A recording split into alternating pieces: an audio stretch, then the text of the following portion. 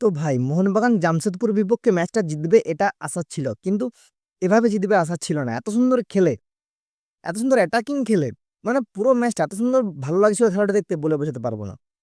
3-0 গোলে মোহনবাগান এই ম্যাচটা জামশেদপুর এফসি কে হারিয়েছে। যদিও জামশেদপুর কখনো কলকাতায় এসে সল্টলেকে কোনোদিনও মোহনবাগানকে হারাতে পারেনি, এটা সত্য কথা। কিন্তু মোহনবাগান কালকের যে খেলাটা খেললো, যদি আপনি দেখে থাকেন খেলাটা, আপনি বলুন কেমন লেগেছে। বিশেষত বলতে হয় পুরো টিমটাই ভালো খেলেছে। তার মধ্যে আমি যদি বলি মানবীর, লিস্টন, এই দুজনের কথা কিন্তু না বললেই নয়।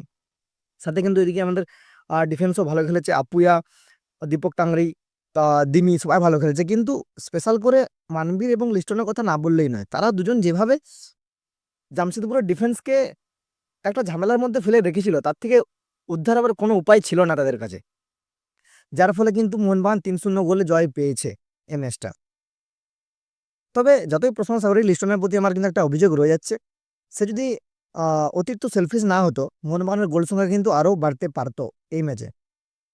আমরা দেখে আসছি কিন্তু বেশিরভাগ ম্যাচে লিস্টন কিন্তু নিজে গোল করার চেষ্টা করছে, বক্সে ঢুকে গেল, সেখান থেকে পাস বাড়ালে ইজি গোল হয়, সেগুলো ম্যাকলারেনকে পাস না বাড়িয়ে নিজেই গোলের চেষ্টা করছে, কিন্তু হচ্ছে না। কিন্তু কালকে লিস্টন যে গোলটা করেছে ভাই, সেটা পুরো বিশ্বমানের গোল। আইএসএল তো ছেড়ে দিন, ওটা একটা বিশ্বমানের গোল ছিল।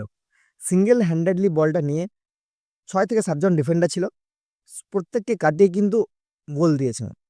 এরকম গোল দেখতে পাওয়া মানে ভাগ্যের ব্যাপার। যদি কালকে আপনি খেলাটা না দেখে থাকেন, তাহলে কিন্তু ওই গোলটা বিশাল মিস করেছেন। এরকম ভাবে যদি খেলতে থাকে, গ্রেগ স্টুয়ার্টের অবর্তমানে দিমি খেললো, কিন্তু দিমি যতটা না এফেক্টিভ হলো, আমাদের মাঝমাঠ থেকে দিমি যতটা না আমাদের সাহায্য করতে পারলো, তার থেকে আমাদের মানবীর এবং লিস্টন, এই দুজন আগুন পারফরমেন্স করেছে ভাই, কালকে আগুন পারফরমেন্স করেছে। লিস্টনের গোলটা তো হলো, তারপর যে শেষে ম্যাকলারেন যে মানবীরের পাশে গোলটা করলো, সেটা ম্যাকলারেন জালে বলটা ঠেললেও গোলের পুরো ক্রেডিট কিন্তু যায় মানবীরের কাছে। মানবীর এত সুন্দর বলটা গলিকে কাটিয়ে এত সুন্দর পাসটা বাড়িয়েছিল, গোল না করে কোনো উপায় ছিল না। গোল না দিতে পারলে তাকে অপরাধী হিসেবে ধরা হতো, এরকম একটা পাস দিয়েছিল।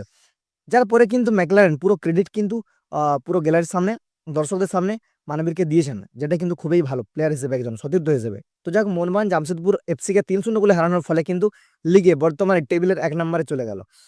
দুজনের বেঙ্গালুরু এবং মোহনবাগানের পয়েন্ট সেম 17, কিন্তু গোল পার্থক্যের ব্যবধানে কিন্তু মোহনবাগান 1 নম্বরে চলে গেল। তো যাই হোক, আমরা মোহনবাগানের এরকমই খেলা দেখতে চাই, এরকম খেলা দেখতে আমরা পছন্দ করি। কোচ হোসে মলিনা কিন্তু যেরকম আহ, এখন ডিসিশন গুলো নিচ্ছে, যেভাবে খেলাচ্ছে, দারুণ দারুণ খেলাচ্ছে ভাই। প্রথম দিকে মলিনা কিন্তু আমরা সমালোচনা করেছি, কিন্তু এখন তার প্রশংসা না করলে কিন্তু একটা অন্যায় করা হবে তার প্রতি। গতকাল জামশেদপুরের বিপক্ষে মোহনবাগানের খেলা তোমাদের কেমন লাগলো?